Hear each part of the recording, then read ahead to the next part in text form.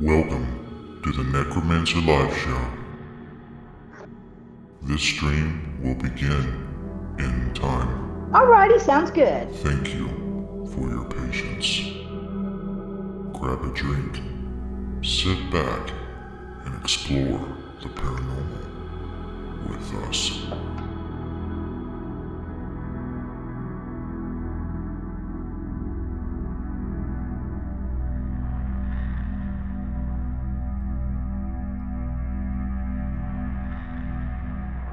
Welcome to the Necromancer Live Show. This stream will begin in time. Thank you for your patience. Grab a drink, sit back, and explore the paranormal with us.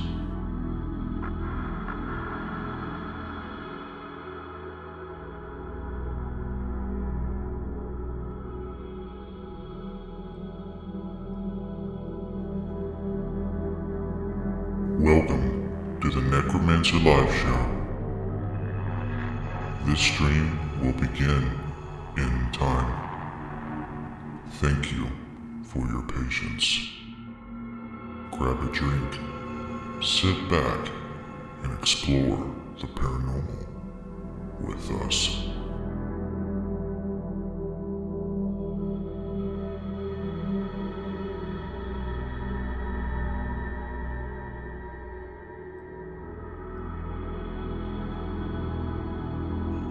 Welcome to the Necromancer Live Show. This stream will begin in time. Thank you for your patience. Grab a drink, sit back, and explore the paranormal with us.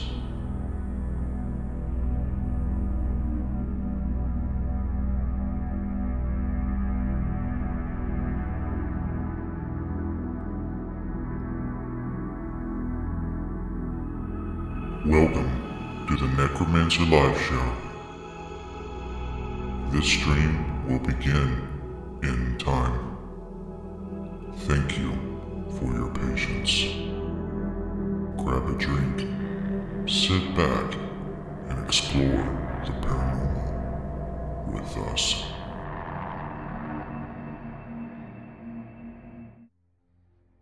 As far back as I can remember, I dreamt of a normal life. A life filled with normal things. A life where monsters don't live in closets or under the bed. A life where ghosts aren't real. I just wanted to be normal. But that didn't happen. It wasn't meant to be. Since my early 20s, I have experienced profound paranormal events that would change my life. Extreme poltergeist activity, living amongst those that have departed this earth in ways unimaginable. It has affected my loved ones and children with no end in sight. I could hear things, see things, and feel things not of this world. I asked myself if this was a gift or a curse. With the help of my mother and close friends, I emerged a paranormal investigator. Since 2013, I have been on a relentless journey to learn about the paranormal.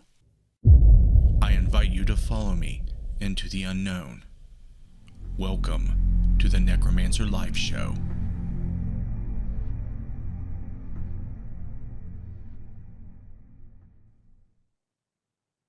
Hello, and welcome to Necromancer Live Show. I'm your host, Justin Brown. Thank you very much for being here tonight. We have another very, very knowledgeable and exciting guest tonight. Her name is Vanessa Hogle. She's an old internet buddy of mine. We know each other quite well, but we have not met yet. I feel like I do know her, really. But it's always weird when you know someone and you talk to someone for so long on the internet, but you actually haven't met. It isn't the same, and I guess we'll talk about that. But I want you to meet this gal. She's got a lot of stuff going on, and I just want to, have you guys meet her if you have not seen a show with her on it, to kind of get her view on the paranormal and what it is called to be psychic. So I'm going to let her kind of introduce herself because I don't have her bio in front of me, but I know she's going to do a much better job. Vanessa, welcome. Thank you for being here. What would you say about yourself? How would you introduce yourself to these fine folks? Boy. Okay. Well, first, aloha. Okay. It's interesting. That's an interesting question. It's something that I get asked a lot because in depending on what company you keep, kind of dictates what people call you. So I've been called a medium, a psychic, clairvoyant, clairaudient. It runs the gamut. People tend to stick with psychic medium. I just prefer to say, hi, I'm Vanessa and I know things, and that to me is more all encompassing than to try to dissect it for people. Kind of like when I do readings, people ask me, well, if I get a reading with you, Vanessa, what does that entail? I don't know. I'm gonna find out the same time you do. When I pull the cards and you tell me which ones you want me flipping over, I'm going to find out the same time you are, whether you're getting need to know information for that time in your life, whether it's going to be deceased loved ones, whether it's going to be messages from beyond, like the powers that be and such. I try not to categorize myself, but I understand the need to do so. Long story short, people tend to prefer the term psychic medium. So I guess we're going to go with that. Right. I always feel like I'm just different. Like, hey, I'm different. let me show you how. Weird one. Yeah. I also say that too. Weird chick. Yeah.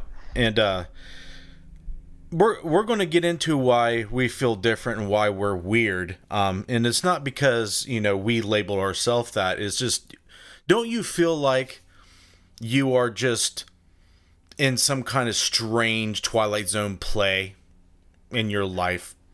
You don't fit, you don't belong, right? In more ways than one. Which is, the tales I could tell. Yes, no, I absolutely do feel that way. It's, for, like I said, many reasons, but probably the main thing that separates the way that people see me as and the way that I feel in crowds, at work, in large gatherings, at functions, things like that, is sometimes you can't turn it off. And when you can't, you tend to get more information than you're comfortable with. And so you automatically try to pull yourself back and separate yourself from people, because I feel like I'm invading somebody's privacy. And that's not something that I wish to do without their permission. It's not something that I think is cool. I mean, I honestly look at the things that I can do as a fluke. Truly. I know you have to call it gifts, or you can call it curses, or you can call it skill, whatever it is. But to me, it's kind of a fluke. I was born this way. This is what I do. It could be taken from me at any time. I could wake up tomorrow and not have any abilities whatsoever, because there's no guarantees. So I try not to put too much emphasis on it, if that makes any sense. And it was completely by accident that I even became known for what I do anyway. It was a total accident, because I did all of this privately for many, many, many moons, and then word got out, and then things just kind of went crazy from there, I guess is the best way I can put it. Right. So for people looking at you, you seem to be someone who's not only different but gifted, because you possess, senses and abilities that they don't. So they call it a gift. We look at it as, is it a gift or is it a curse type thing? Depends on the day. Right. It really does. It depends on the day. It depends on the situation. It depends on who you're dealing with, whether it's a gift or a curse. It really does. There are some days where I'm like, I was really able to help somebody. Okay, so today, this feels like a gift. And then there are days where you're like, why in the world are you showing me this horror? And then it feels like a curse. And then you have the days where it's a combination of the two, where you're really helping somebody connect with their deceased loved one. You're really providing a service, and yet that service is painful, physically painful to you. That's when it kind of teeter-totters gift and curse. Do I accept the pain because I'm helping somebody? Yes. Would I ever seek out that pain voluntarily for just to feel it for, shits and giggles? No, I would not, So it's just one of those situations where it really does. It depends on the day and the situation as to how I feel about the things that I can do. Absolutely. You're getting so much love in the chat. I need to address it quickly. Oh, You apparently have a lot of friends named Donna. There's a few that I see. Missy, do you want to go ahead and address the chat? Let everybody know who's saying hi and who's around. She's probably have to unmute herself. I do. I have Daniel, I have Heath, I have Darren, Sam, Josh, Troy, Donna, Antonio, Cheryl, Becky, Supernatural Lust Adventures, Derek. Wow. And then there Cheryl and Donna. It's their first time watching. They're watching for Vanessa. So Well, thank you guys. Dang. Y'all are sweet. Well, I have to admit, and I'm sure you caught on. It wasn't a coincidence that I messaged you to be on the show after your post and your rant about people being shitty and wanting all the support and not giving it in return. You're in luck, and there was timing because the show was coming back, and I'm like, I'm inviting on guests back. I'm just having my friends on. I'm trying to get interesting new people on the show, and I was like, oh, it must be a sign from the gods. Vanessa wants to come back to Necromancer. Oh, bless. And I thank you for it, because it's not, I really have stepped back. I really have, because what I see on the daily is not something I want to be a part of. That having been said, I'm still going to do what I'm going to do. I'm still going to communicate with spirits. I'm still going to do readings, and I'm going to do it when I want to, how I want to, and without the need to feel like I have to have an entire community's support they don't even know who they are. They don't even know why they're really doing what they're doing. That is the vibe that I get from so many of these. May I be blunt? Absolutely. May I be okay? These poor, pitiful me posts, and and it just, that's not who I am. That's not who I've ever been. I'm never going to kiss somebody's butt to get ahead, ever. Hasn't happened yet. I'm 50, y'all. Odds are it ain't ever going to happen. Okay. Nor am I ever going to stab somebody in the back just to get ahead. I do my darndest to promote as much as I can for people, and to not see that happen in return. Not for the paranormal stuff. I'm an artist. I'm an author. I have my own business. Pick something to support. Pick something. I got a ton, that has nothing to do with the paranormal. Try it, try to a little bit of reciprocity.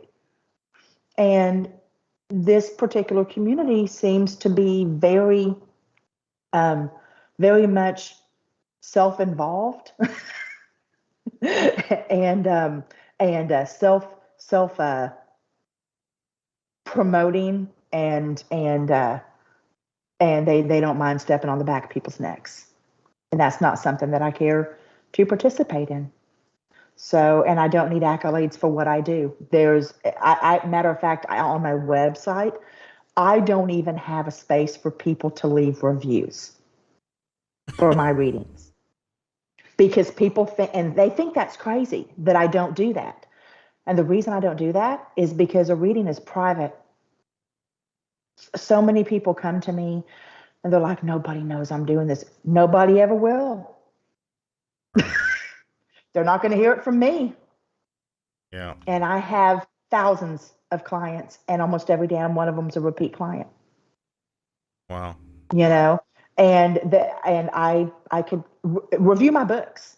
Tell me if you like my art, but the paranormal part of me, that aspect of me, I don't need validation. Understood. That came off bitchy, didn't it? I didn't mean for it to, but it Well, did.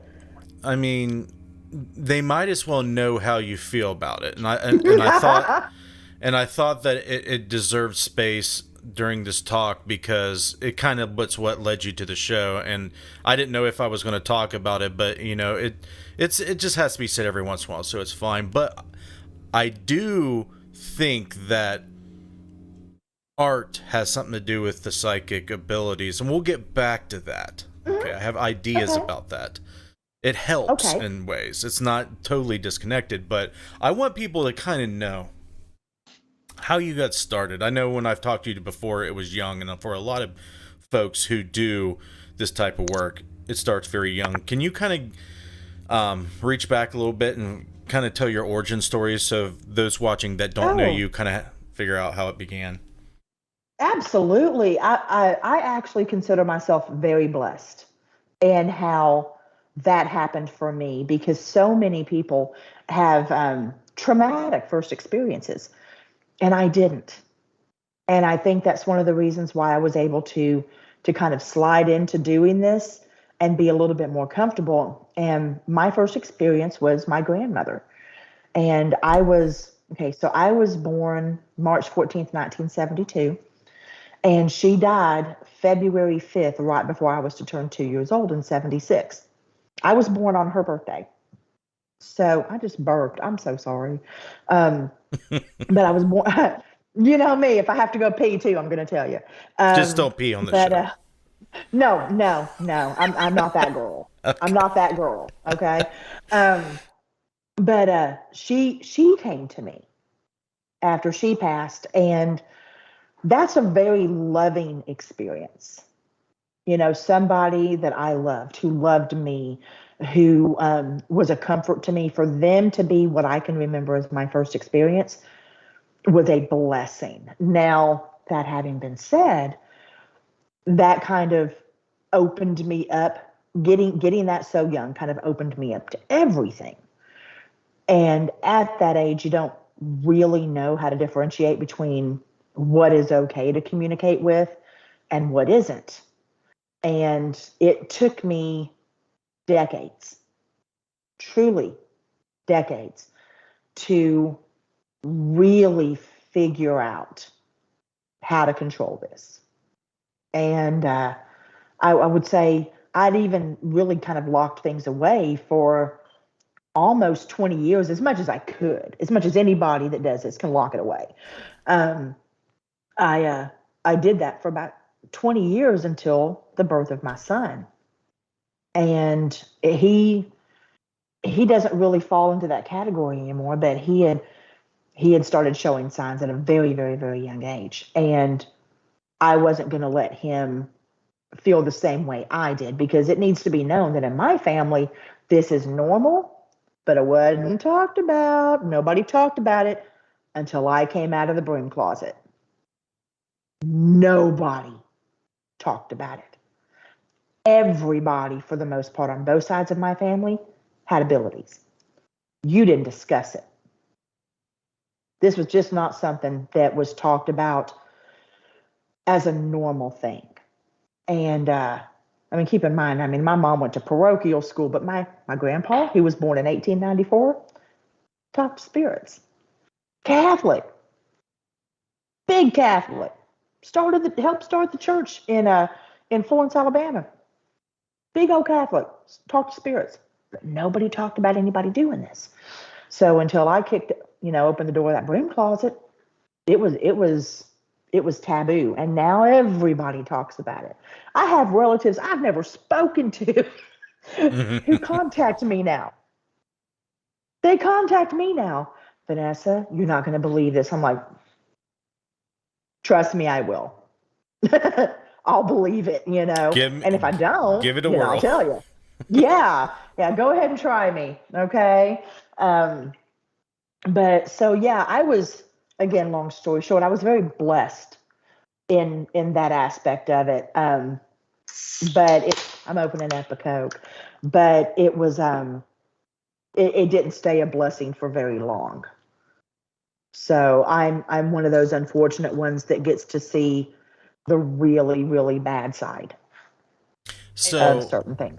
When it began, I'm going to assume, based off what you said so far, that it started with connections and conversations with loved ones, with all mostly positive.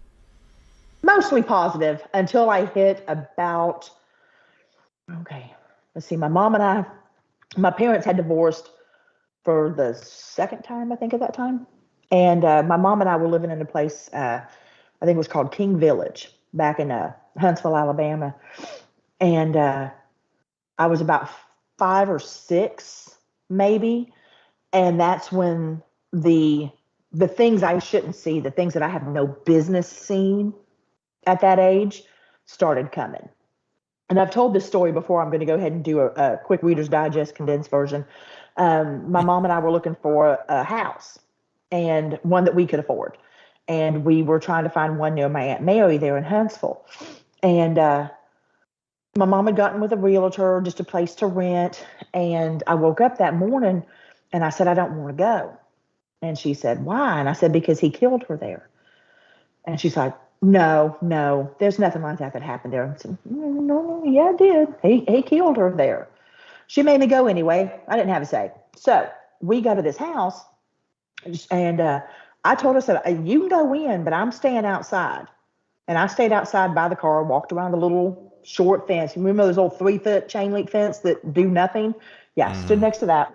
And they were in that house for about 5-10 minutes. And both her and the real estate agent come hauling ass out. I'm sorry, it's not funny, but it's funny. They were unaware of the big human-sized blood stain in the bedroom. Boy. He had killed her there. Yeah. Nice. Yeah. I had no business seeing that. Yeah, no business. I can understand that the curse that it is, knowing things that you shouldn't, can bring. Mm-hmm. Let's talk about some of the highlights, as we're going to call them, of cases you've worked on, people you've helped, anything you've shed light on as far as bringing any type of light to anybody's life. What stands out? Oh, aside from being just lovable old me, which should do the trick. That was funny, by the way. Y'all can laugh.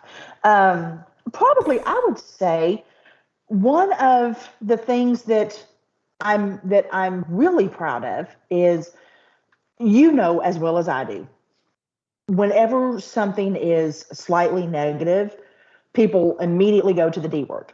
You know that. They just can't help themselves, and I don't know why. And there was a case like that in England, and I was working with a group called NP Paranormal at the time. Now they're Knox Paranormal. And it was at a private residence, so it wasn't something that they were going to be doing a live feed on. So they just kind of had me on WhatsApp. And I was helping them out with that because the family was truly concerned that they had demonic activity in their house. And it was through communication and understanding of that spirit to understand, was a demon. It was a man-child. It was a man-child that had attached himself to that family, who was around 36 years old, but had the mental capacity of a 5-year-old. And so his tantrums, because people weren't responding to him, because to him, he wasn't dead. And he was like, why are they ignoring me? His tantrums to that appeared as something malevolent. And once that understanding was brought out, and once people really knew what was going on, activity just went completely down, because all they had to do was acknowledge him. That's all they had to do. And for anyone in the chat that says, you never know, it could be a demon, you shouldn't acknowledge, believe me, if you have ever been in the presence of true demonic activity, you will never mistake something like that for a demon. Ever. Agreed. Yes. It's rare, but when it happens, such a huge difference. When it happens, it's so bad. Yes. Like death bad. Like death, Yes. death. Yes. It is. It's not something, and I have been in the presence of it. It's not something that I ever care to do again. No. Ever. People who call themselves demonologists and run around the internet saying, "Oh, where's the next demon?" I'm like, what the fuck is wrong with them? Well, you know what I mean. You know what I mean. I do. Let me scare you for a moment, just a little, or anyone in that chat. Okay. When I was in Virginia, well, I'm in Virginia now, but when I came for the first time, I flew in here because the house that we were going to, there was children that were involved, and things were going south in a hurry. Even then, didn't believe it was demonic. Didn't. You couldn't have convinced me it was until, I know I've said a couple of curse words. Is it okay for me to curse? I just did. Okay, good. I tell you what, didn't believe it was a demon until I saw that motherfucker straddling the top of a barn about 150 feet away from this house. I'm telling you what, it looked into my eyes, and it spanned the width of the roof of the barn.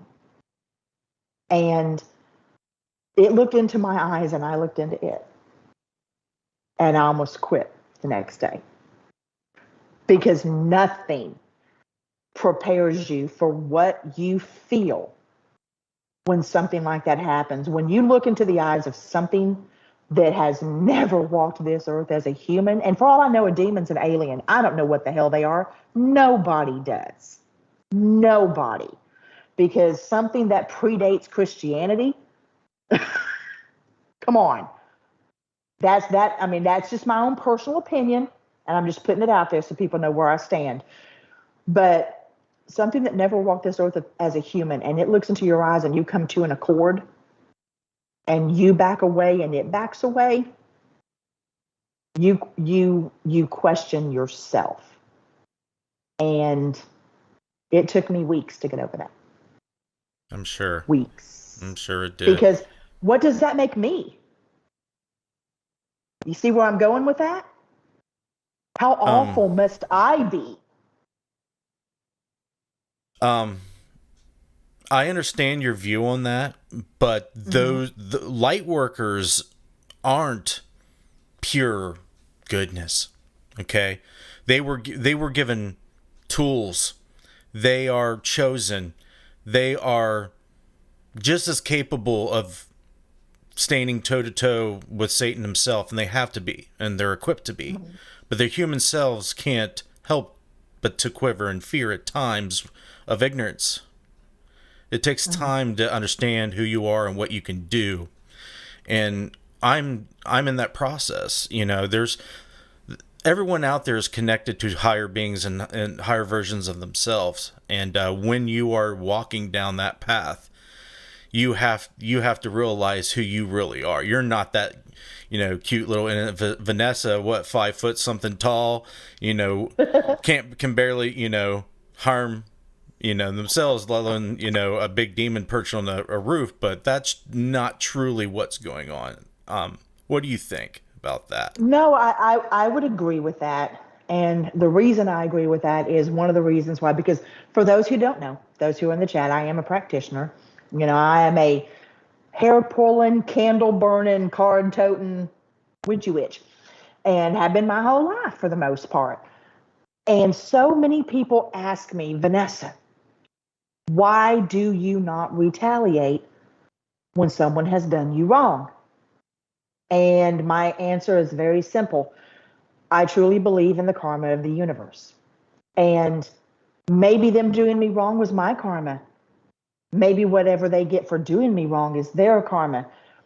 But I know my skill set, and I'm not going to unleash that on anybody for a wrongdoing that in the grand scheme of things is minute. If I do, I have thought about it. I have weighed my options. I have processed the information and accepted my karma. And if I do that, run. Mm-hmm. And that's truly how I feel about it. Because I really do believe everything I just said there. I really do believe that sometimes the bad shit that happens is meant to happen. You know, it doesn't mean I have to retaliate and cause an even worse ripple effect for not only myself, but those around me, which it would. There's a balance. Because there is, and because I know what I've got in me. I keep my temper at bay for a reason. Yeah. It's that simple. Yep. Okay, I have a couple questions and All right, a let's go. comment. Who was it? Let's see. Tammy Widener Wilson said Vanessa's awesome. I love you, Tammy. Antonio said, Justin Brown, what do I categorize myself as? Hearing you speak of Lightworker. Well, that part of it's pretty straightforward. No one's perfect. No one's angelic, you know, in the true sense of the word. But I would categorize you as a light worker, you know, basic intent. You know, when we were at the Gettysburg Bash, he's constantly running around asking us what we need. He's a paramedic. I mean, He's a caregiver to the yeah, you're a degree. paramedic, dude. The last time I checked, the demonic wasn't running around like trying to save people's lives. Can You're I on just to- say? Hmm? Can I just say? I know they can't see it on the live stream, but I'm fully being entertained by Cha Cha's butt right now. Oh God. Oh. Girl, as long as she don't start chewing on it, all is good. Okay? Because she's almost 19 and she just chews on shit. I want to touch on what Justin just said there. It's funny when you see how many people who have what we'll call a particular skill set or empathic abilities or things like that that end up being in some form of healthcare. We can't seem to help it. I myself have been in dentistry for 23 years, primarily pediatrics and dentistry of the underserved. So I dealt with the kids in lockup, fully shackled, 3 guards to them, murderers, rapists at the age of 14, kids in foster care, kids in state's custody. My first pediatric patient had head-to-toe cigarette burns at the age of 3. You know, so I mean, it's amazing how many of us that do have those qualities migrate to situations that we probably shouldn't be in for our own mental health. I burped again, but you can't help but be in because you're drawn to helping people. Yep. Make sense? Yep. Yeah. Anything else? What else Missy? we got? Yeah, just jump in whenever, Missy, because it's hard. I see the chat, but then I'm trying to run the show. So when you need to jump in, just do it. Jack Brewer said, I've never seen anything demonic. I've been in this field a long time. I guess I'm lucky. I that's what I said. It's a blessing that Yeah. you haven't. Holly DiMaggio said, yep, I'm in early childhood education. However, I worked in the health department and was a combat medic. Yep. Exactly right. Yeah, I'm not surprised. I'm not surprised. And as far as being in this field a long time and never seeing a demon, yes, Justin's right. Very lucky. I've seen 1, questionable 2, and the only reason I say questionable is because I can't be certain. It wasn't too terribly far away from where I saw the first one, and Virginia's weird, y'all. Oh, I Virginia's know. weird. It is bizarre. I've been all over the world.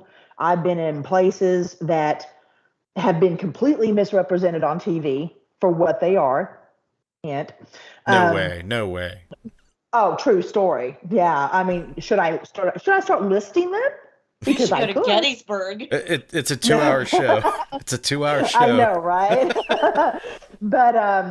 but Virginia has the most volatile energy, and I know that I always tell people you can't get blood out of soil, and you can't. So I mean, it is attached to this land, but the same could be said for Ireland, for England, for Scotland, and I never once in any of those places felt a threatening nature like I have felt in certain places in Virginia. And 9 times out of 10, from damn barns. They're Yeah. in barns. They hide in barns. It's weird. I don't know. I mean, it's kind of a place that's not frequented by people very often, and it's kind of a place they can, lay low and. Yeah. Yeah. And I mean, I'm not a big fan of barns, you know? So, I mean, it's not like I go into a lot of them, but the two places, one for certain, because I'm sorry, that's just a spider the size of the roof, both sides of the roof of a barn. That's not human. I'm sorry, not going to convince me. That's what it was. It's a living nightmare. Is what it sounds like. Pretty much. And the other thing that was in the barn, that it didn't matter what direction we walked in. My son was with me, so that's what really freaked me out. This is a different trip. Didn't matter what direction we walked in. Didn't matter how far away we went in the opposite direction of this barn. It brought us right back to it. So we finally, after this happened for like the fourth time, like I said, totally different trip. A year or two after, we ended up just hauling ass and running. And I don't run from nothing, and that was enough. I was like, okay, it's trying to pull us in. Peace. Deuces, we're out. Not doing this. I got my boy with me. It reminds me of the novel It.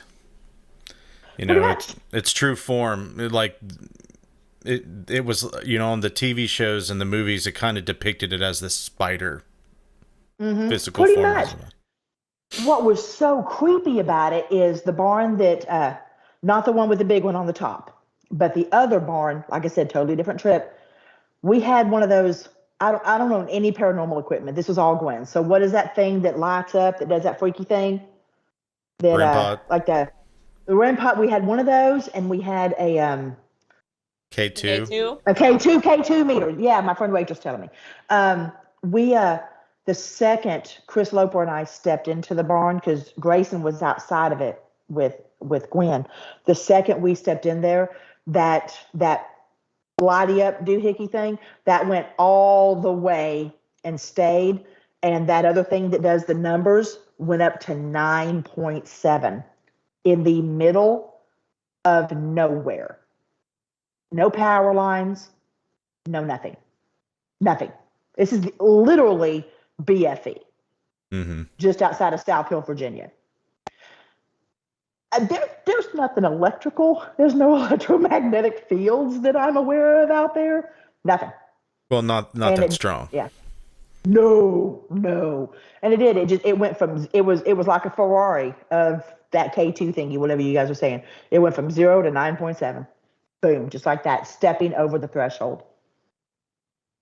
That's pretty powerful. Yeah. Debbie I didn't like it. Debbie said, I went to college to become a paramedic and then morphed into Reiki. Most of us healers somehow end up tapping into our spiritual gifts along the way. Oh, yeah. I have been called walking nitrous. Seriously, working with my patients, because I have this thing that I do, and maybe she'll know why it works, because I don't. When I have a patient starting to wig out, all I do is I lay my hand on their forehead. So like if you know what I mean, if it's turned the right way, because it's not me, it's them. And I just lightly tap on their forehead and just talk to them in a really low voice. And there's no change in fluctuation of my tone. And they go to sleep like that. Or at least calm down.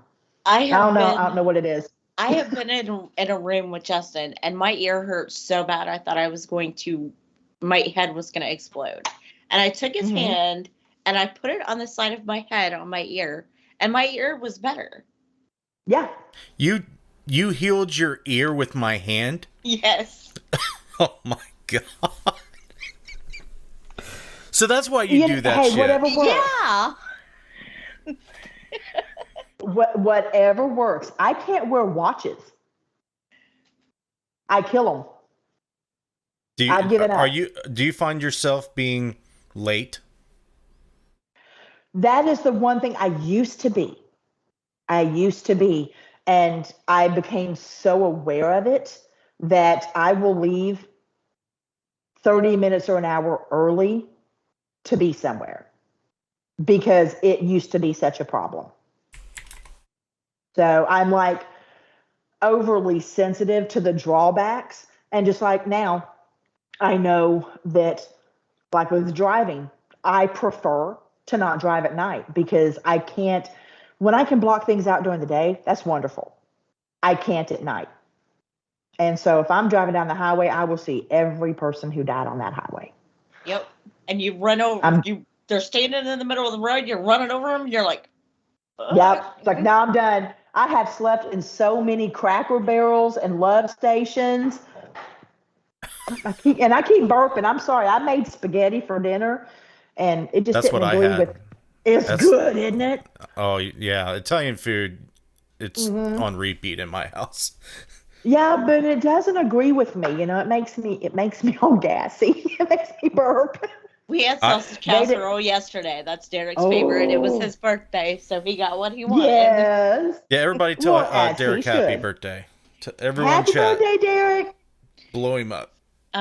Tammy said, I think people with gifts, once they have children, have an extremely tight connection to their children and can feel their emotions when they're with them.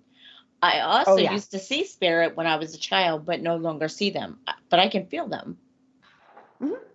Oh, yeah. And the thing is, I think that we all, to a certain degree, have the capability to do that. It's just sometimes we get so burdened by societal norms and what we have to do on the daily that we get really good at filtering it out. But it's when people do that, just like myself, like I did for a long time, the one part you can't get rid of is what happens when you sleep. You know, so you'll find that people that block things out a lot during the day tend to have more vivid dreams. They tend to have more dreams that appear to represent particular situations or people. They seem to get more messages in their dreams than somebody who is open all the time. Because when you're open all the time, you're kind of getting your stuff, you know, and there's no need to wait until your walls are down, so to speak. They're all up in your business. They are all up in your business. And I've only had to do this once or twice. I actually had to cast a spell one night just to get these motherfuckers to leave my bedroom. I was back in Oklahoma, and I was tired. You know, and this is back when I was working 7 days a week and doing readings and raising a child. And I was in my bedroom, and I'm like, I just want sleep. Every time I'd close my eyes, there's about 40 of them in there. And every time I'd close my eyes, they'd switch positions. We talked about that, didn't we? Mm-hmm. How did that end up? Because I did feel like I had some insight on that, but I didn't know how it panned out. I cast a spell and basically said, I am going to make it to where I can't see you, period. If you don't, as Gwen would say, bippity boppity, back the fuck up. And so I did a nice little warning spell. And I let them know, just let me get my sleep because I can't help you if I can't function. I can't. And I'm not so Billy Badass to think that I can. That's not me. My ego ain't that big.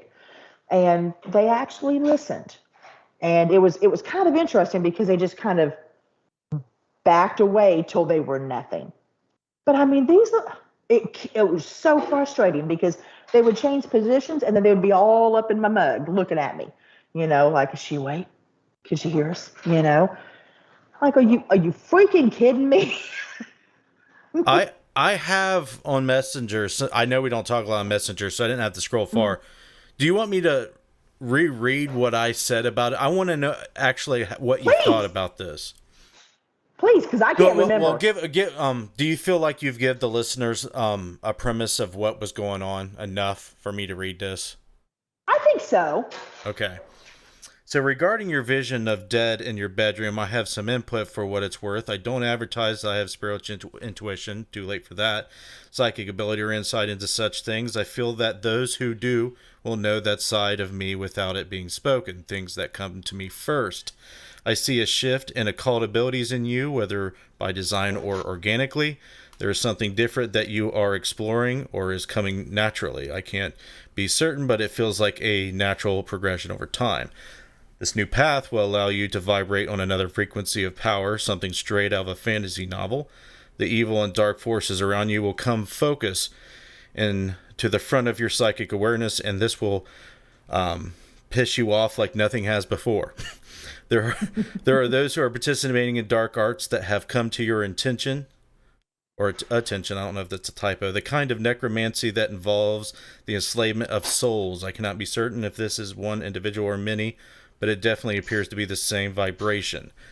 You will seek out vengeance for these atrocities, but in a way that is both remote and in the physical. By November 21st, you should have much more insight into these matters, but in the meantime, things will be extreme if you keep opening up to it.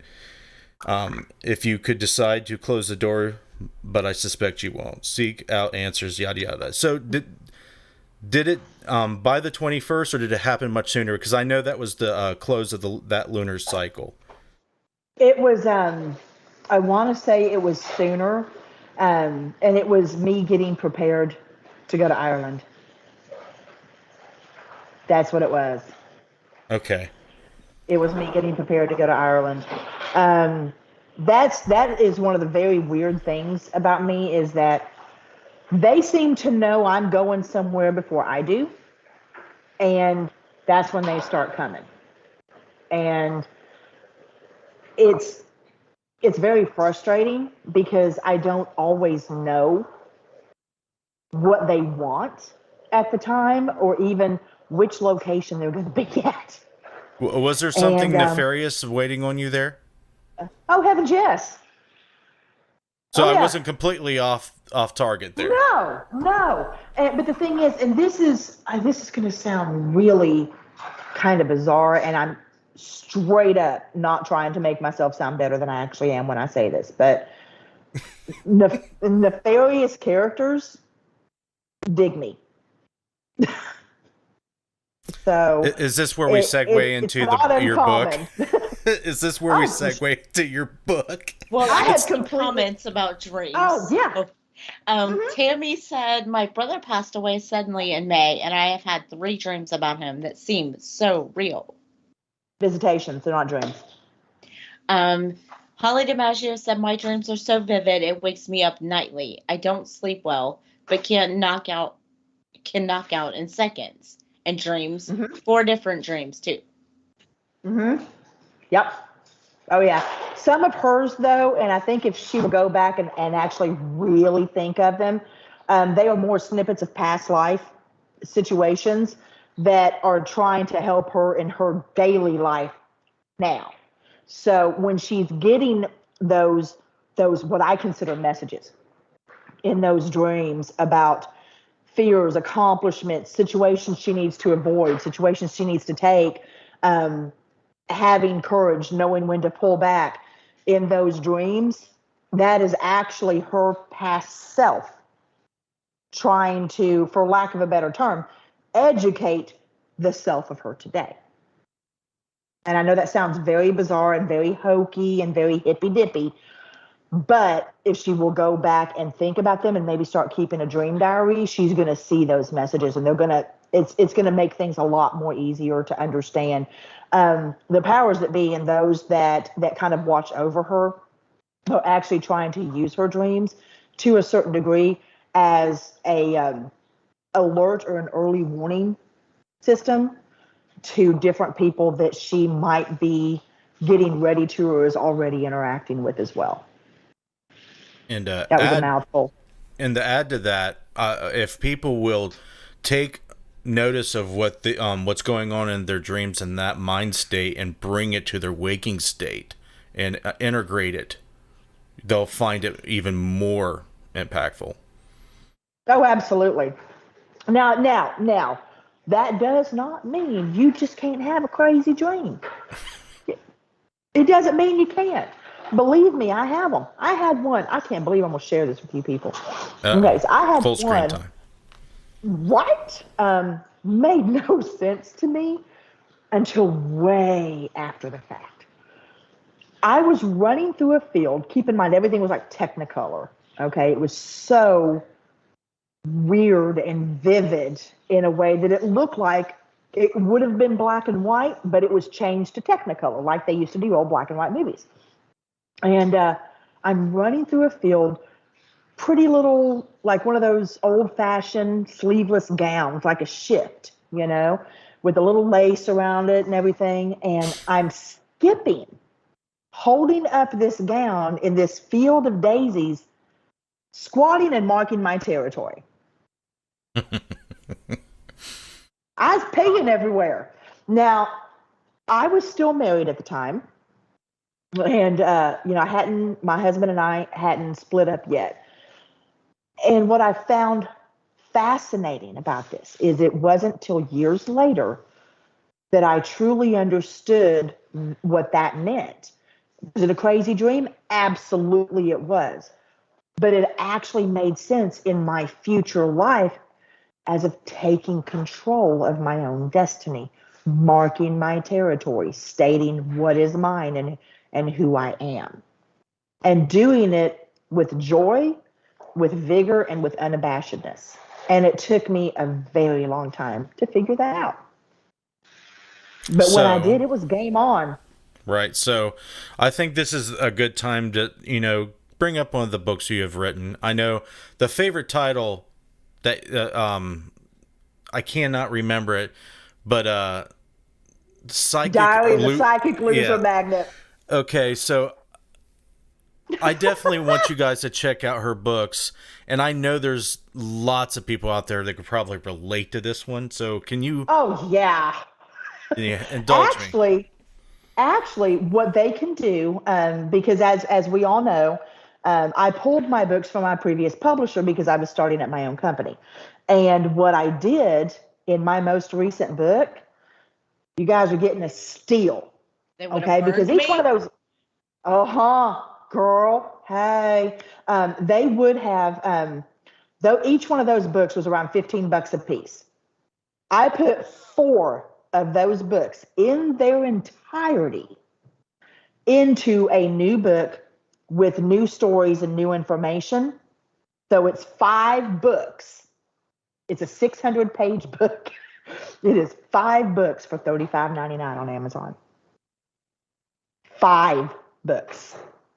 It is £2. Well, here, I can show it to you. I've got one because I've got to send out people ordered signed copies. Check this bad boy out. Nice. They would have burned me. I like that. It is. Thank you. I didn't even realize. This is how the spirit works, y'all. Check out that cover.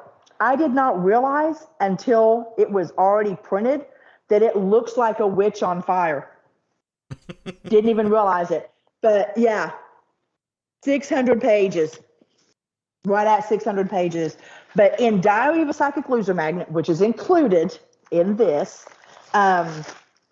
basically it talks about kind of what we talked about earlier with the karma and everything else. Mm-hmm. I'm a big believer in that. And I believe that some of the things that happened to me that put me in a position on my path to have other things happen to or for me, for the better or for worse, were necessary. Now, people are going to think I'm crazy when I say that, but let me give you the best example.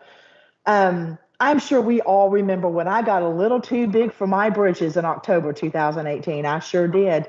I had been convinced by an art dealer that we were going to go to Chicago. I was going to show at Loyola College for an art show there. And he just had me convinced I was just going to make a shit ton of money and all my worries would be over. I believed that when I shouldn't. And I got very big for my britches. I did. And I knew in my heart it wasn't going to happen, but I put everything on the line just in hopes, and maybe I was wrong. Go to Chicago. I make a decent chunk of change compared to everybody else, but I didn't get all the money I was supposed to get because basically the money we were making, the artist, was going to pay for the venue, the caterers, everything else. We were supposed to be paid off of this one big piece that sold. What we didn't know was that art dealer knew that was a fake. Oh, man. Exactly right. So I almost lost my job, almost lost my car, almost lost everything for taking that chance. But what I didn't lose was I got to see my cousin 2 months before she died. She had a brain tumor. I got to see her. I wouldn't have gotten to see her without that happening. Wouldn't have happened. Right. You know? So can I be angry over that situation? I absolutely can. But I wouldn't change it. I would do the whole thing all over again if it meant I got to see one of my loved ones before they passed away. What a blessing was that? In disguise, as they say. Absolutely. I mean, and it's those type of situations that I have in Diary of a Psychic Loser Magnet that have to deal with relationships, personal relationships, friendships, family, things that have to do with work, chances we take, different things like that. All of that is in there. And I think in a very relatable form. Now, one I did add to the book, but I added it in the new material and not in Diary of a Psychic Loser Magnet because I didn't want to alter those too much, is what a lot of people don't know is I wasn't supposed to move to Virginia by myself. Y'all didn't know that, did you? Well, if I you was didn't in a put it out there, no. relationship. I read it on Facebook the other day, but I knew. Yeah. I was in a relationship for almost 1.5 years with somebody who is very well known. And we kept it private because he was going through a divorce. And I had everything set up. I mean, I always had it in my head that there's a chance this isn't going to work out. So I made sure that I had planned effectively for me to be able to handle this move on my own because he was going to be coming from San Diego. Okay. Talks with an accent, loves Bigfoot. That's all I'm going to say. And we 2 weeks before I was meant to move here, I was told in a 9-minute conversation that his therapist said he wasn't in a good place to be a good boyfriend. Come to find out, he'd been cheating on me since June. I found that out 2 months later.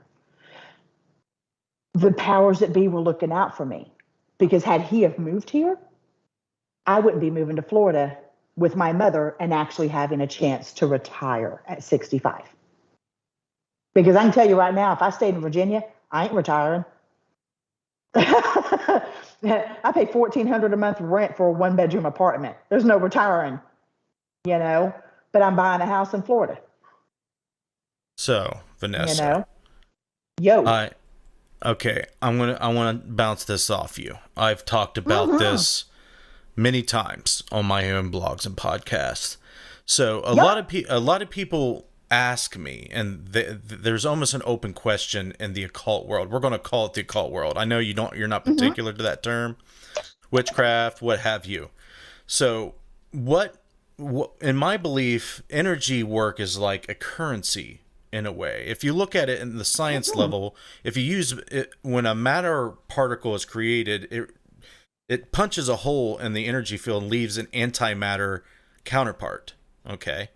So there's an exchange. There is a taking away from the energy field that leaves a void. Okay. So I like to look at this as currency. So when you do energy work, it's like you're paying for it with the energy itself. And that's why you're talking about the karma. What you put out there can come back to you. So if you want to put good out there, good usually comes back, and when you do harm, harm usually comes back. So I tell my children this, I tell my wife, I tell all my friends, like, you pay for every fucking thing in this world, in this universe. You pay for it, okay? And also to reiterate the blessing in disguise type thing. Now, a lot of people would probably listen to your situation like, well, you're psychic. How can you tell that he was cheating on you? The answer that I would give them is it's the blessing in disguise that you need to pay attention to.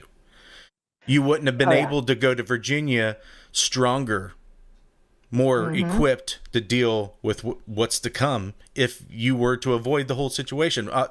That's what I'm pitching to you. What do you got? Well, no, you're absolutely right. And for people that say that, because believe me, I've heard that, I knew. I did. Intuitively. I knew. Intuitively, I knew. I didn't know what, but I knew. And that was one of the reasons why I never fully allowed myself to believe. Never fully allowed myself to believe. And that might be to my detriment in many situations, because maybe it wouldn't have been that way had I have allowed myself to fully believe. But I've been burned so many times by people who try too hard to convince you of what a good person they are. Red flag number one, people. If someone goes out of their way to pursue you and simultaneously convince you of what a good person they are, red flag. Big fucking red flag. So, I mean, I don't ever have to tell people what a good person I am. If you know, you know, and if you don't, you're not supposed to, and it doesn't really affect me. I'm me. I'm never going to tell you how wonderful I am. I'm not going to do that. That's not my place. If I'm not showing you based on action, then I'm not going to sit here and try to hammer it into your head. But I knew, and that's why when I got the call, I wasn't shocked. I was like, all right. And then me and my son finished playing Skyrim. I don't know what to tell you. I mean, I went back out, and 9-minute conversation in the bedroom, came back out to the living room, sat on the couch with my son, said, hey, me and who just broke up. And he's like, are you okay? I'm like, yeah, where's my character? And went back to playing Skyrim. Best game ever, by the way. So anyone who doesn't know, you need to play it. It's wonderful, great time with your kids. But I still, even knowing all that, I wouldn't take back the 1.5 years because I learned something. I learned something about me. I learned something about somebody else, yes, but my journey is about me. What can I learn about me? What do I need to improve on about me? Where do I need to do more? Where should I do less? It's growth for me. So if I have to go through something that might seem a little painful or might seem like I shoulda, woulda, coulda, okay. Because I'm learning about me. Does that make sense? Yeah. I mean, I don't know why you would be learning about it. What's better for other people, and, what's... It just depends. I mean, when you're trying to find, if most people want to be with someone, they want to share the life with someone that they love, someone that they can trust, someone who completes them. And not everybody gets that. I'm a whole person all by myself. Well, that's what I'm leading to. Nobody to complete me. Yeah. There's this void that people feel like they have when it's kind of like a construct. Mhm. So that's a trap. That's a lot of trap that people fall into. So that Well, and hopefully, that's what I tell. I'm sorry, honey. all I I was going to say interrupted. is hopefully that's what you will learn ultimately. Oh, absolutely. And I tell this, I actually say this to my clients, and I mean it with everything I've got in me, is that at the end of my time, at the end of their time, nobody is crawling in that box or getting poured into that urn with them. Nobody. Doesn't matter how much they love you, doesn't matter how much they want to be with you. Nobody else is fitting into that vessel but you. You have to be happy with yourself as an individual and to feel whole as an individual before you can ever be something for or with somebody else. Or else there's always going to be that void.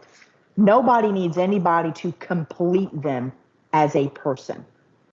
Would it be nice to have somebody that compliments you as a person? Absolutely.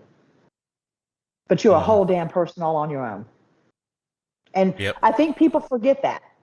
I think, and I think we're made to forget that. It's in movies and songs and TV shows and everything. How love should be painful, it should be dramatic, and it should be everything but.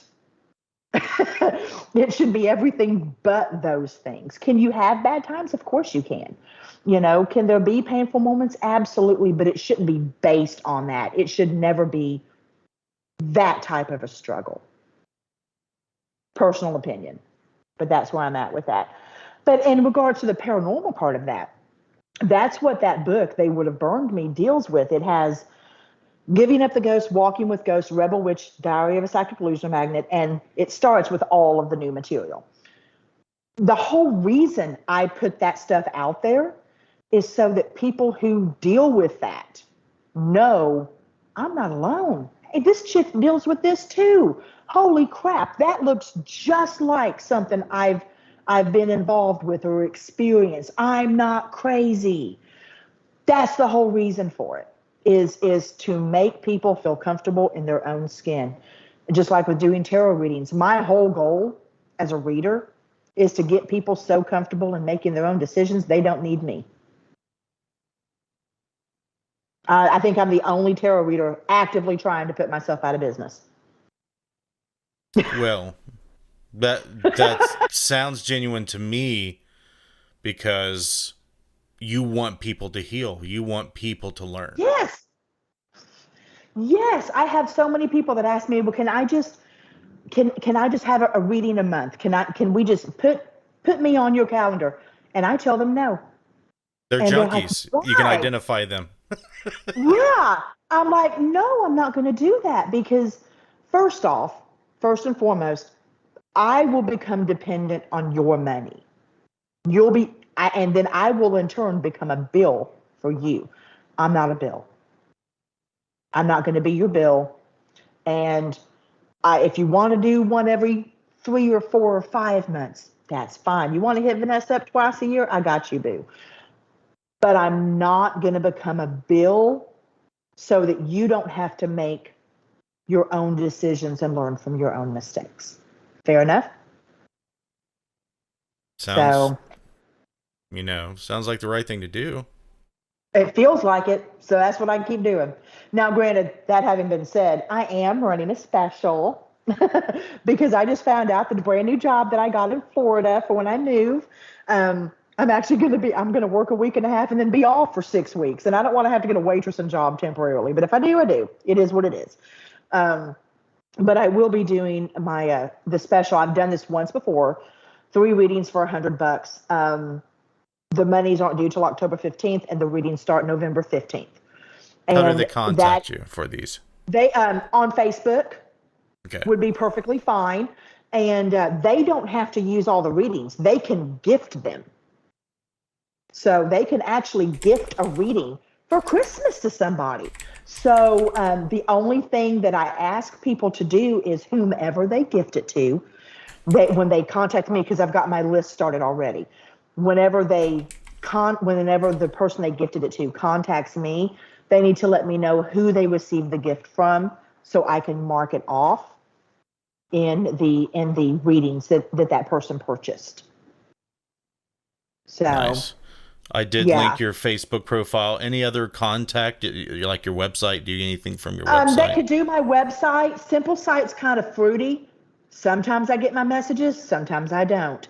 But I'm also on Instagram and Twitter as well.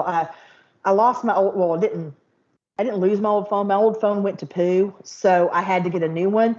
And for the life of me, I could not get my my old Twitter back. And so I had to start up a new one. It's barely got anybody on there. So, and I am barely ever on there, but it is loaded on my phone, so I would see a notification. Do you want me to put your email address out there? That would be great. What's your That email? would be great. It's all lowercase, VRHOGLE1972 @gmail.com. There it is, folks. If you're not on Facebook, there's her email address. If you want to take advantage of this deal she's got going on, you don't have an excuse not to.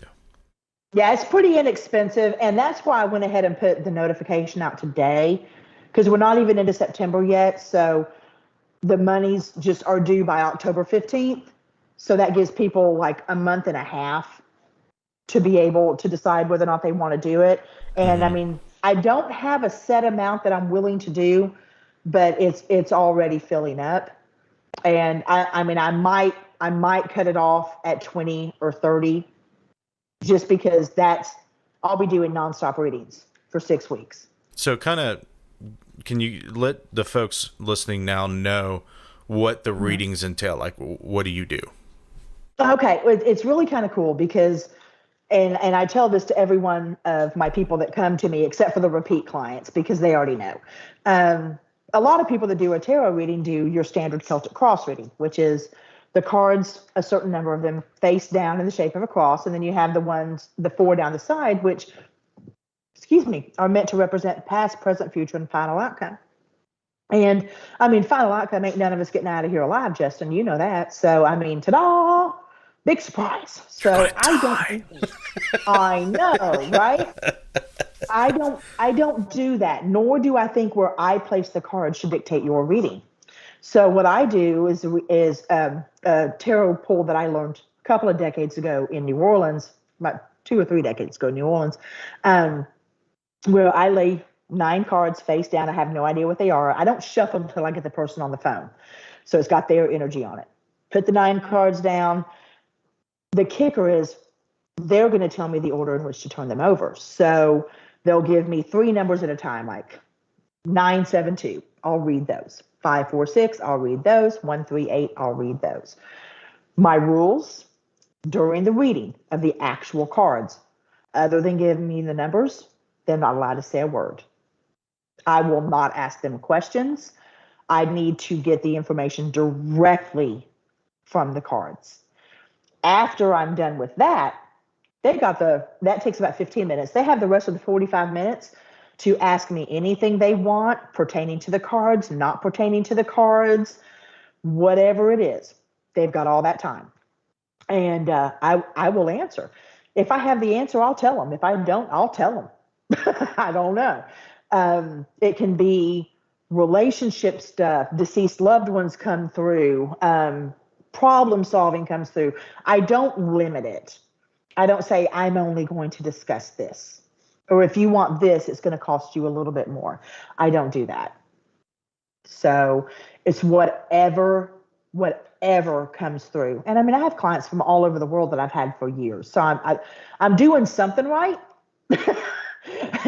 because they send people to me. But it's like I said, it's completely private.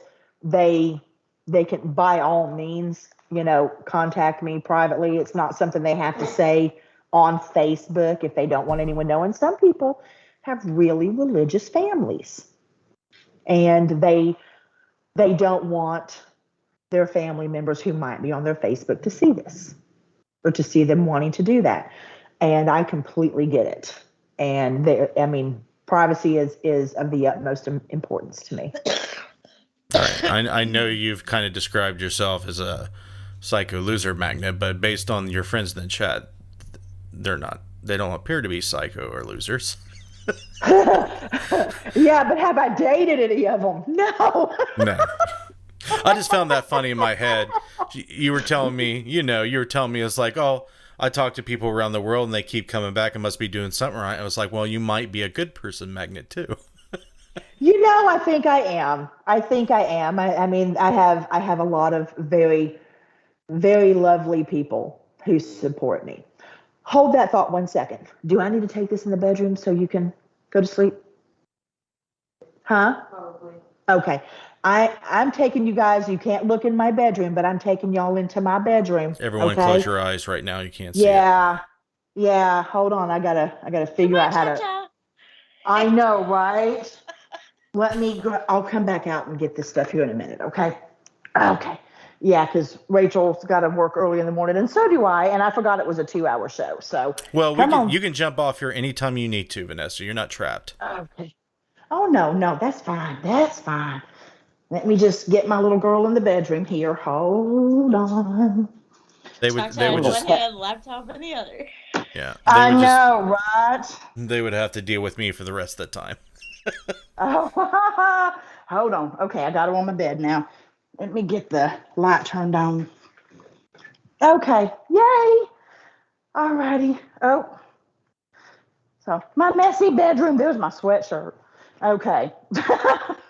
Alrighty, we got this. We got it now. I'm just gonna have to hold the computer, but that's okay. Y'all don't mind, right? You're gonna hold your laptop? That sounds terrible. I know. Ooh, actually, I could sit on the floor.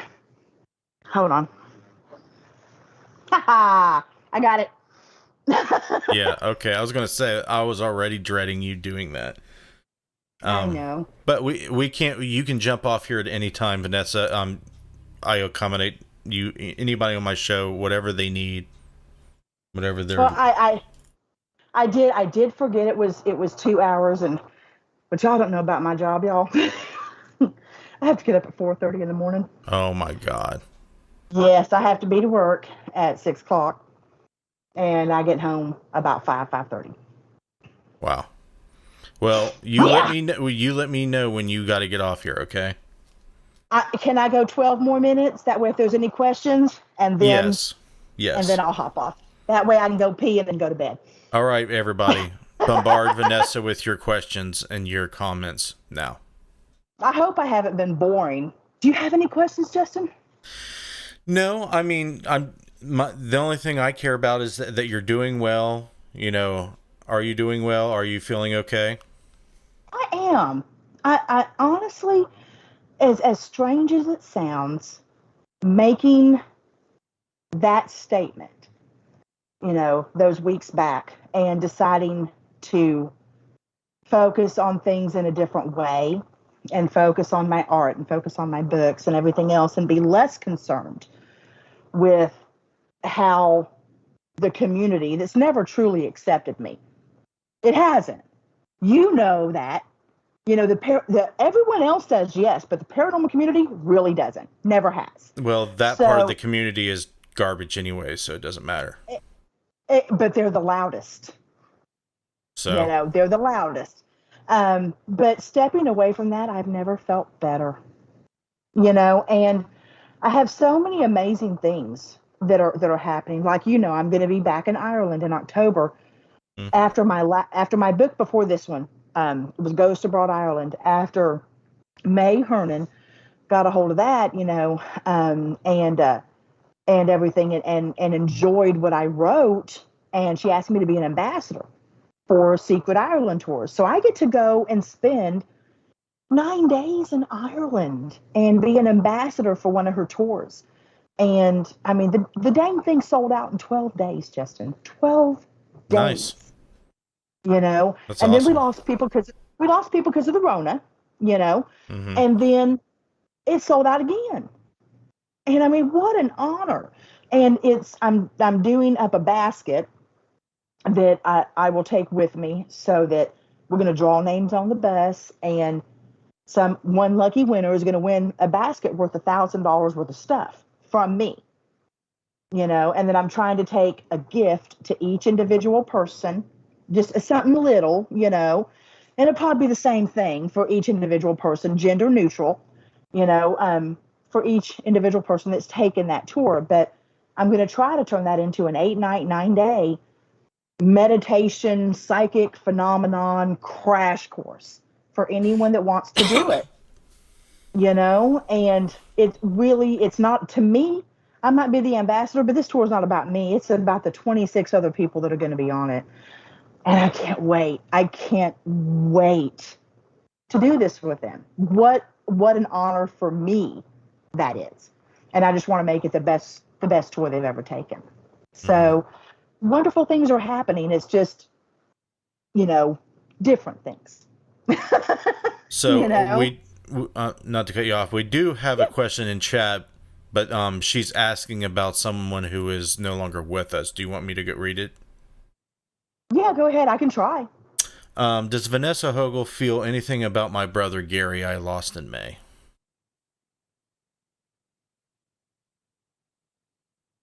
What I'm feeling is it's weird. It's almost like this weird pressure here in the center of the chest. But what's strange about it is it seems to flow up and flow down, and I can't figure out why there is what I keep hearing, a change in current.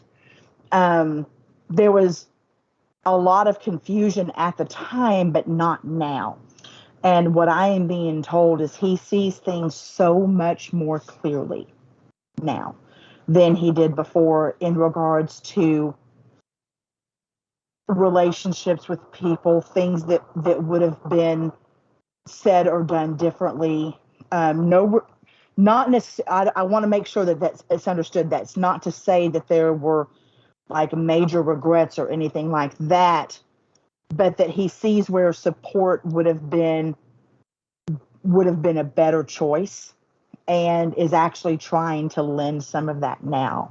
And it's through the little signs that he's trying to show.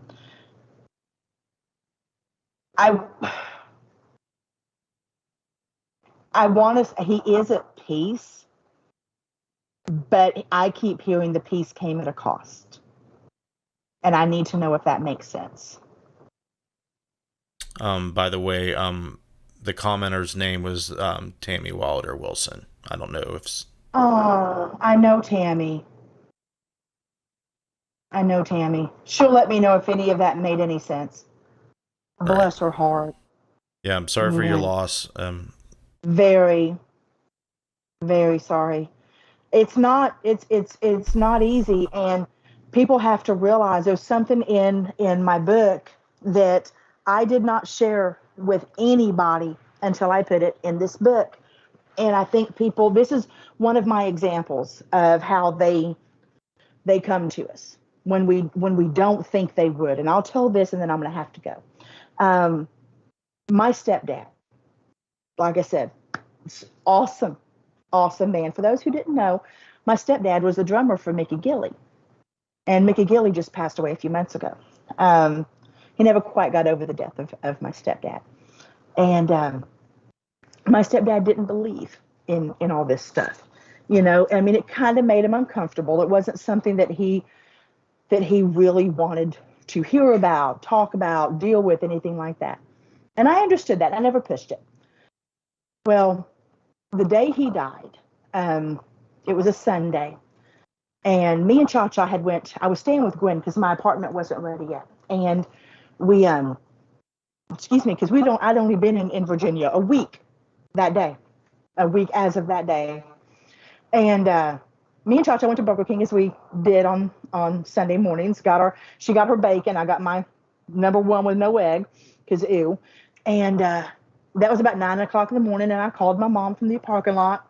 And, you know, she was upset and everything. And we were talking, and we were knowing what's going to happen, but not knowing how quickly it's going to happen is hard. So I was really trying to keep my mom's spirits up. And like I said, that was about 9. Hung up with her, went back to the apartment, and I'm sitting on the patio, on the balcony with Gwen's husband. And this is about noon or something like that. And we were just talking about nothing, just nothing in particular. And I just stopped everything. And I looked over at him and I said, I have to call my mother now, right now. Called my mom. I was on the phone with her for less than 2 minutes when my sister-in-law walked into my mother's room and informed me that Gary had passed. 2 minutes. Now, what you need to know about, if you've ever had anybody pass away in the hospital, is it takes a while. It takes a while for them to be declared dead because the doctor has to be called in. Things have to be done. So by the time my brother was up at the hospital, and by the time they declared Gary dead and told my brother, and my brother called my sister-in-law, and my sister-in-law walked into the room to tell my mom, would have been about 35 minutes. So in that time, the man, and I believe this with everything I have in me, in that time, in that 35 minutes, the man who had been in my life since I was 15 years old, I'm 50, who did not believe in this, he didn't. It made him very uncomfortable. But that same man who I'd known for 35 years made a beeline to me to let me know to call my mother so that I would be on the phone with her when she got the news of his passing. Wow. That is insane. No one will convince me otherwise. Because there was absolutely no reason for me to call her after I had just been on the phone with her 2.5 hours before. Right. Yeah. So, Tammy's comment was, yes, he passed of respiratory failure. It makes perfect sense in my dreams. He seemed sorry for how he treated me and wished we were closer. He was closer. Okay, he's trying. And won't always be the way she wants, and it won't always be very obvious. But the awareness is there, and he is definitely trying. My closing comment before I let Vanessa wrap a bow around her interview is, after hearing Tammy's comment there, I always tell people the most piercing thing you can ever experience when you leave this earth, when you're dying and you're crossing and you're transitioning, regret stings the worst. And let my voice be very, very clear. If you have time, don't waste it. And I'll leave it at that. Yeah, people think I'm crazy for moving to Florida with my mom. Why would I not? Why? Because I heard this on and then I'm going to go. I heard this on a TikTok video. Someone said in an interview they were doing. The guy asked the person he was interviewing, well, how often do you get to see your mom and dad? And he's like, I get to see them, at least once a year, maybe twice. And he goes, how old are they? And he told him, and he goes, so they'll probably live to be about this time, about this age. And he goes, yeah. He goes, I've got this many years with them. And he goes, no, you don't. You have this many times with them. Right. Think about that. 2 times a year for 5 years is 10 more times. That's not 5 years. That's 10 times. So if I have this opportunity to make this move with my mother and make her life enjoyable and spend time with her on the daily, why in the absolute fuck would I not do that? There's reasons, but if you are aware of mortality in that way, and you are privileged to know from the perspective as you do, there is no reason, and it would be a crime not to act. Absolutely. Well, y'all, I have got to go pee, especially now So, that I sat this way. Because is there anything else that you want to lead people to? I know you're on Twitter, Facebook. Ooh, yes. Actually, I would love to also direct, if people don't mind, because the holidays are coming up. Hook a sister up. Support your small businesses. Please check out my Redbubble. As I said, I'm an artist and I do mixed media, paintings, everything. And I put this stuff on everything from stickers to bedspreads to coffee mugs. And it's a really, they're very different. You're never going to find them in a store. And it's something interesting that you could give a loved one. Okay. And it's vhogle.redbubble.com. And I also do commission work. So if there's something that somebody would like, all you gotta do is shoot me a message and I'll design it. And if you like it, I'll put it on the Redbubble and you can purchase it on whatever item that it is that you want to purchase it from. And maybe somebody else will purchase it too. So that's vhogle@redbubble.com. That's an email. That's the website. That's my actual website Of for Redbubble. Redbubble. So It takes people straight to my store. So it's VHOGLEREDBUBBLE. Yeah, .redbubble.com. Okay. And they would have burned us out now. Yes, on Amazon.com. I will tell people the paperback is probably only going to be available for a year. Then it's going to be Kindle only. So if you want that, get on it. If you want to do the Kindle, get on that. That don't hurt my feelings. You don't got to buy the more expensive one. The Kindle one is perfectly fine. It does not bother me one bit. Because it is a heavy book. I'm not going to lie, y'all. It's 2 pounds. It's like I mean, I call it the paranormal Bible for me. So is your book available on Amazon? Yeah, on Amazon.com. All right. I will, when you jump off, I'll share all those links and make sure people do have, easy links to click on to go check it out. Awesome sauce. Thank you guys so much for having me. And hello, everybody in the chat. And we'll do this again sometime, okay? All right, Vanessa. Thank you very much. We'll chat again. Bye, Vanessa. All right, honey. Talk to y'all later. Bye-bye, hon. Bye-bye. Bye-bye. All right, Missy. If you would like, you can turn your video on and I can put you on. But if you do not, I will not. I don't have to do that. It's fine. It's perfectly fine. All right. So, yeah, here we are. Let's go to Amazon real quick and see if we can pull up her book. So, how's everybody in the chat doing tonight? What was the title of her book again? They would have burned us. They would have burned me. They would have burned us.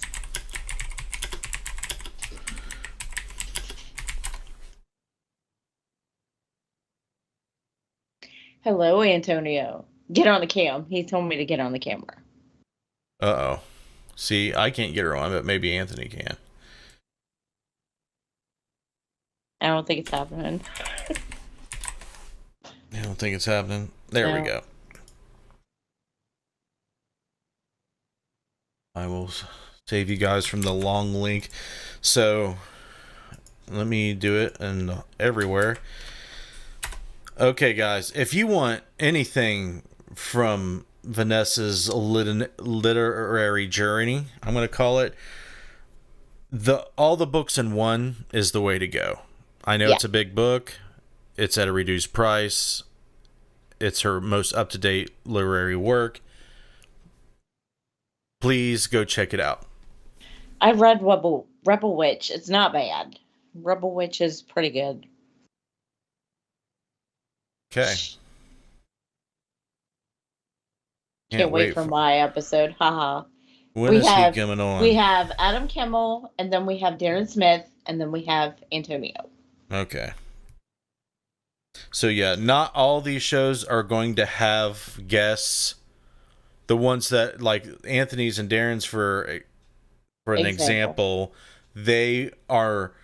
we are going to do a little bit of a different format. We will interview them a little bit, but we're going to kind of do a little bit of what we used to do on on Interface Death Weekly. We're going to take a look at paranormal news. We're going to take a look at evidence and stuff that's online that people submit to me. And we're kind of from a paranormal investigator, you know, Tony does what we do. So he's going to be a good fit for that format. Darren, he does volunteer work at the old Licking County Jail. So that will be more of an interview thing. Plus, we want to talk about some of the stuff he does. Like You just won an award. Hmm? You just won an award. That's right. Hi, Christy. I missed you. Because I didn't get to see you Wednesday or Sunday. So, yeah, you guys are lucky that I'm doing I don't want to sound like an asshole, but I was passed out unconscious after I ate dinner. I like made myself get up to get ready, and I barely had the show underway on time. The computer crashed and everything. I think it was because in an update or something with Skype that it was buggy and it crashed my computer, but I was able to get it up and running quick and get it going. But there's some still bugs and things I need to work out with the new computer I have. It's a really nice computer. I just need I need a little bit of time. Antonio, he said, how about that cat ball video? LOL. Yeah, that's definitely something we'll take a look at, Anthony. We'll talk about what we're going to take a look at. I know he has some stuff that he's shown me, and I want to take a look at other stuff out there that he did not film and I did not film. Christy, I don't doubt it. He probably is. He said he's in his underwear. I am. And I totally am. Christy said no, he was passed out snoring, getting after weightlifting at school in the car. Oh, I was. Hopefully it's not medical, man, because I know Rachel was talking about narcolepsy earlier, and I feel like I have narcolepsy. Right now, I could fall asleep at any moment, and stay asleep for hours. Well, why don't you? Like this morning, I fell asleep at 7:15. I got Casey to work. I got Jade to school. And I went back in the bedroom and I laid down. And the next thing I know, I'm yelling at Clayton because it's 10 o'clock and we need to be up and out. Wow. Oh. He's like, shit, I'm sorry. Like, why are you sorry? I'm a good dad. That means a lot, man. You are a good dad. That's one of the things that you definitely want to be good at. Yeah. Low testosterone will do that too, Josh said. Oh, yeah. I definitely have low testosterone. For sure. Well, see, he didn't kill Awen after the first morning we were gone when she lost her contact on the floor of the hotel room. So I wanted to. He wanted to, but he didn't. So, yeah, I would consider that a good dad because that was the only set she brought. Gettysburg was definitely cool this year. It was fun. It was the best out of all the times I've went. Mm-hmm. We were the only booth selling witchy shit. We had between me, Derek, and Missy, we had every crystal known to man, other than selenite, because we probably don't like to get rid of the selenite we have.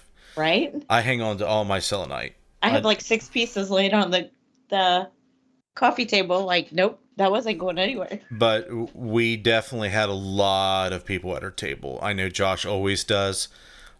He got to fill up his notebook enough to get him going for at least a couple months. Antonio said, I loved spending time with you guys. We do too. And we got to meet some new people. We got to have some really interesting conversations. I know I need to get back with Ted. I told him that the other day that I would talk to him, but I've been so busy because I had to go out and meet some folks I'm shooting a wedding for in November. I went out to the venue and, took a look at the venue and everything, and that took a while. And I wanted to die then too. I was so tired. Every time someone asks me how I'm doing, that's what I tell them. I'm like, I'm tired. I'm tired.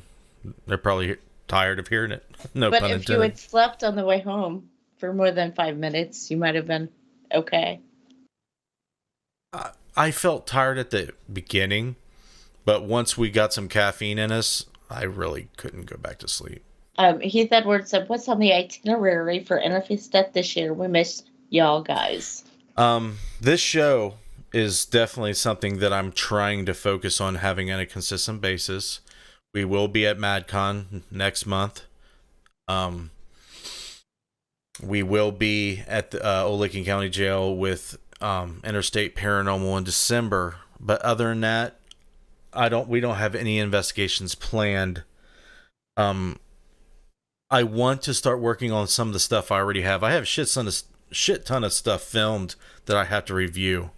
And hopefully I'm able to get back to that. What I'm planning on doing, instead of just releasing full-blown documentaries of the locations we investigated, maybe doing segments at a time. And just doing, little smaller videos that won't take up so much time to edit and review. That's my plan. But you can come see us at MadCon if you're in the area. That's in Madison, Ohio, up by Lake Erie, near Cleveland. And the jail, obviously, you're all aren't welcome to come to that because it's a private investigation. But I will live stream at the jail. But we still have fans for that one, so. Yes, I will live stream from that location. Unless Tony says no, which I doubt he does. What date are we going to the jail? Christy just asked. I think he said December 3rd. Let me look at the calendar.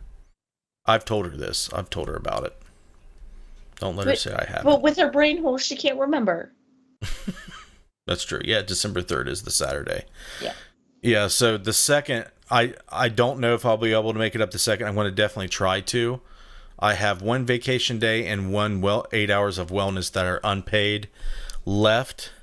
I know I need to get down to Josh Bender to visit with Josh and Jessica this year. MadCon, we're going to have to stay the night, Missy. I know. And I want to talk to Derek about that. I think that I'm going to try to float the bill of the hotel. Christy said yes, brain holes. I think I'm just going to pay for the hotel so you don't have to worry about it, because I'm not leaving at 3 a.m. to get up there on time. We can pay half. I mean, that's not a huge deal, but didn't you say it was? Half. Wasn't it? What was it? Over $200, $250 for a night? Yeah, it was $250 a night. That's fucking bullshit. I'm not missing MadCon, that's for sure. No. We sold almost $500 for the crystals in Gettysburg. MadCon is September 17th? Yeah, I think so. Yeah.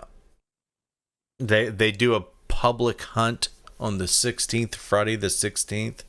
Yeah. You have to get tickets for, though. And the 17th is the actual event. And they do... Jesus, is the hotel room decked out in gold? I don't fucking know. It's a Hampton Inn. It's a fucking Hampton Inn. I love her. She's hilarious. If it was decked out in gold, it wouldn't be $250, but... You guys ever seen those meals that people buy with gold flake on them? What the fuck? People are eating gold. Like, why? Why are people doing that? It's crazy to me. Oh, Antonio has a prior engagement, so he won't be able to come to MadCon. Yeah, that's okay, dude. That's really far out of your way, too. That's a far drive for you. That's what I was going to say. That's really far. That's way further than the jail is. Oh, it's got to be. You'll be pleased to know that I told him he had to wear a Santa Claus suit this time instead of the chicken suit. Oh, that'd be funny. And he says he's going to do it, so. I can't doubt the man now. I will tell him, Heath. I can't doubt that he will now. That should make for a really good picture, too. A Santa Claus suit. I know you drive to jail, but it's got to be way further to go all the way up to Lake Erie, man. I'm still feeling it from Gettysburg. Gettysburg. So you played with your beard the entire way home. Every time you would get really tired, you would start playing with your beard. And so after we dropped you off, Clayton starts playing with his. He rubbed his beard all the way home. I'm like, are we done? Oh, shit. I'm like, there are enough hillbilly corkscrews in this truck. I don't need. You're going to have to get a vacuum now. You're going to have to suck them all out. This. You guys have anything going on in October? No, not that I know of. Nothing planned. I know there's a lot of stuff that I want to do that I don't want to have to film. There's a lot of we need to test this brand new piece of equipment that I have not even shot a review for. I've had the Envoy for months, or at least a few months. That's another thing I need to do. I just need to be constantly reminded to do it. I need to set it right in front of me. I know I've tested it. There's a few. The temperature sensors is difficult to test. I need to find out a good way to test that. But we are definitely going to try to. We want to go to Fairfield County Infirmary to test it. When we have the show with Adam, he's going to have to hook us up, or hook me up. He can hook us up. I don't need. I just need the location. It doesn't have to be night or day or whatever. I need access to the location a few times to test this thing. You have to review some new deadlight equipment too. Josh said. Well, I don't have it, so when I do have it, that will be something that I need to do. He must be talking about the light sensors. I was hoping to. Josh, are you going to be at the jail December 3rd with Anthony's group? Because that would definitely be a good night to try to do it if it's not then. But I definitely want to be able to do a video review on it too. But it just needs to be tested, period. And the new video light. Right. We did not get a sit down with Lyle, Josh. Do you want to get something from Lyle before I start on the new Deadlight video? If not, I'm going to go ahead and start on that. So let me know, man. I meant to ask you, but I'm tired and forgetful. But we got Tony and Daryl Marston at the bash. So stay tuned for the new Deadlight promo. I'm going to have to make that a blockbuster. I talked to Lyle and Brandon, and they said they will film a short review. All right. Well, tell them to get on it, because it's already been forever. Justin has brain holes too, Christy said. Dude, I feel like my brain is melting and it's decaying. It's rotting. Probably spending all that time with me. No, if anything, that helped. It's just getting away from my job, the normal grind. I definitely don't feel like I'm in good health. I've never been so fucking tired in my life. Josh said it's just low T. How does one get testosterone? Do I just go to my doctor and be like, look, bro, I have this gnome that makes infrared lights, tells me I need testosterone. What do I need to do? A gnome? Yeah, he's the gnome. He's the elf that makes the lights. Yeah, but he's taller than I don't know. We'll just go with gnome. All right. You know, that chicken suit sealed our friendship, Justin. Did the chicken suit seal it? That's what he said. I knew it would. That's why I suggested it. You know, I don't do things because I think I'm funny and I'm an asshole. It's destiny. Yeah. Sometimes it's because you're an asshole. But I'm supposed to go get my blood tested from the last doctor's appointment for to test my A1C, but I haven't done that. I remember that now. That was like months ago, Justin. Jeez. I'm stupid. Go get your blood tested. I'm neglecting everything. You're neglecting yourself. It's called self-care. Go get a blood test. Wouldn't meth just fix it? No. No. Shrooms are going to fix it. Meth isn't going to fix it. Very stupid. Thanks, Christy. She's right. Mama Missy. He has told me to stop mothering him more than once. So, yeah, we'll go there. Yep. I just need to keep my shit together. You just need to go get a blood test. I'm getting older. I got all this shit that I'm trying to do, and I can barely do it. I know my daughter's keeping me broke and busy. I told her over the weekend she needed to get a job so she could buy her own baseball bats. That's not the problem. I know. If it was just baseball bats, it would be fine. It's the thousands of dollars of, adding up for everything. I know. She said that she wasn't going to get a job until she got a driver's license, but then I said, but the job would help pay for the driver's ed to get a driver's license, and we argued for a little bit. Yeah. She wants to get a job. She definitely does. Yeah. I want to see her play powder puff football. I guess I gotta show her how to catch footballs now. What am I gonna do with her? But yeah, guys, any support that you guys can give me right now will definitely help. I know that everybody else that has been supporting me nonstop, even when I was away not doing anything, thank you. I can't thank you guys enough.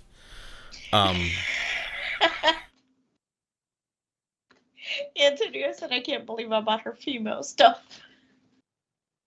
I know, right?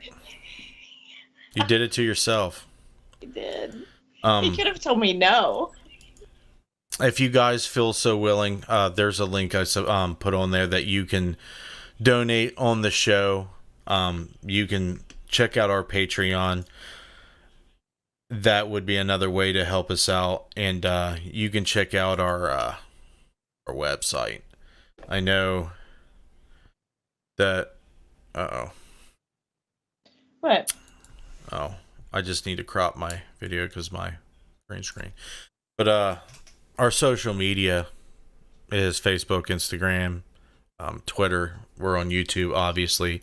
If you haven't checked out any of our, discography or videos that we've produced out the year, you can see them there. Patreon. All the people you see on the screen is their donations, and their financial support has definitely helped me get my ass in gear and keep me motivated to keep doing what I'm doing. But yeah, regardless, I'm going to continue to get back in the saddle, get back to work, and keep doing what I'm doing.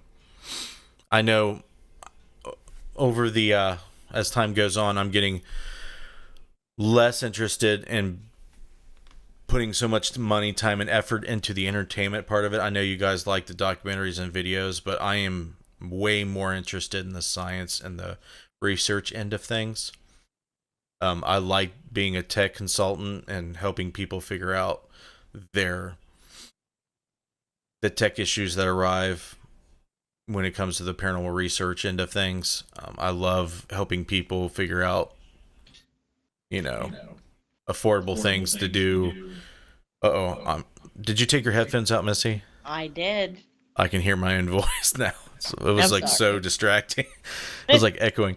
But yeah, people are as informed as they would like to be on a lot of equipment stuff. When it comes to the paranormal, they buy a whole bunch of shit they probably shouldn't. They buy expensive stuff they don't need, or they buy junk that costs a lot that don't do very well. So I like helping that out in that regard. Please check out our website. We have a lot of technical information about the gear we use. There's a lot of stuff on the videos. I know we've done a lot of podcasts and vlogs that have been taken down because of Linktree. So that's another reason why I want to start up the shows again.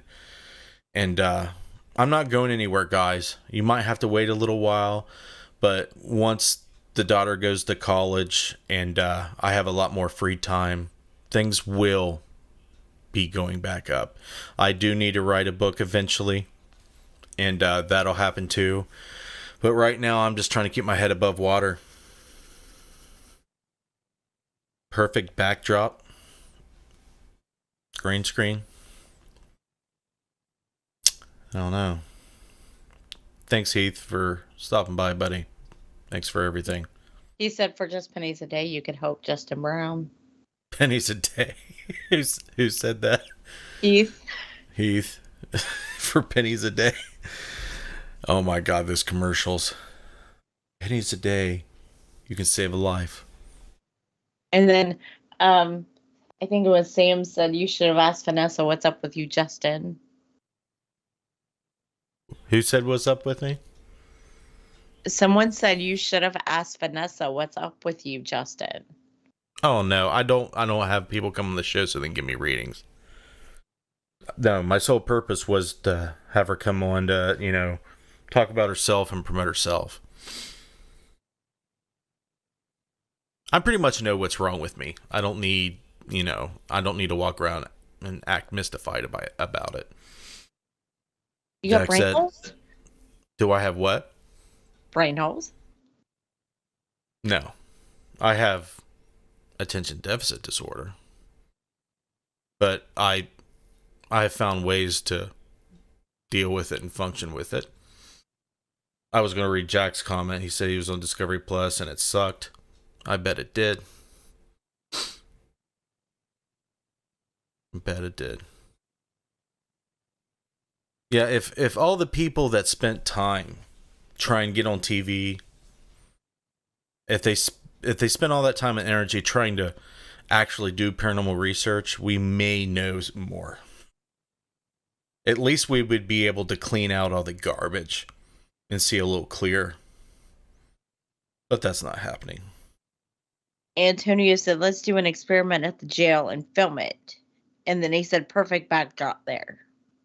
Oh, that's where that came from.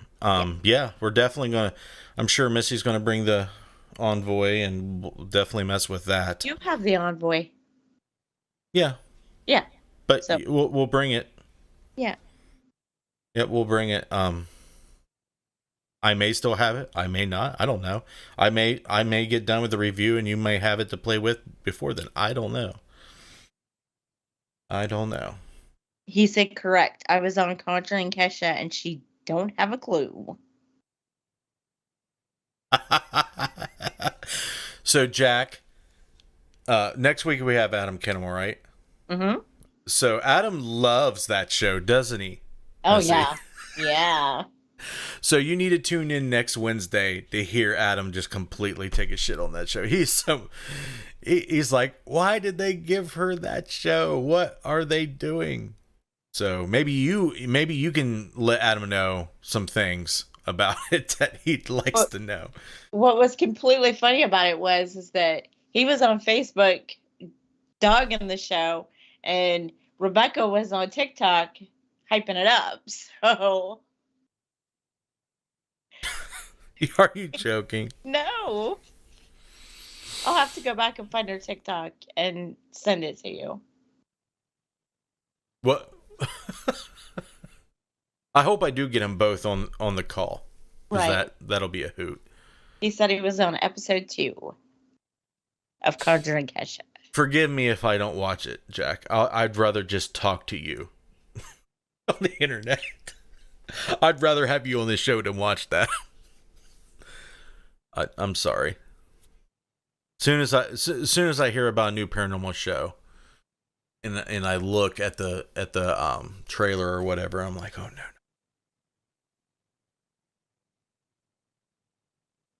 Antonioette Hall in Tennessee. Don't know if I've heard of that. Pretty sure I haven't. But it's 10 o'clock, friends. I'm going to wrap it up. You guys are awesome. You guys are what makes this show possible. And that's a fact. So thank you for that. We'll have Adam Kimmel and Rebecca Kirschbaum on the show. Hopefully next Wednesday. Hopefully we get them. So please tune in for that. Please check us out, interfacedeath.net. We're on Facebook, Twitter, Instagram. And you can even watch this show on Twitch if that's your thing. If you're watching a game stream and you want to pop over and watch the Paranormal Podcast, you can do that too. But you guys were great. I'm going to sign off here. Please come see us again next Wednesday, 8 p.m. Eastern. And you guys stay spooky. We'll see you next time.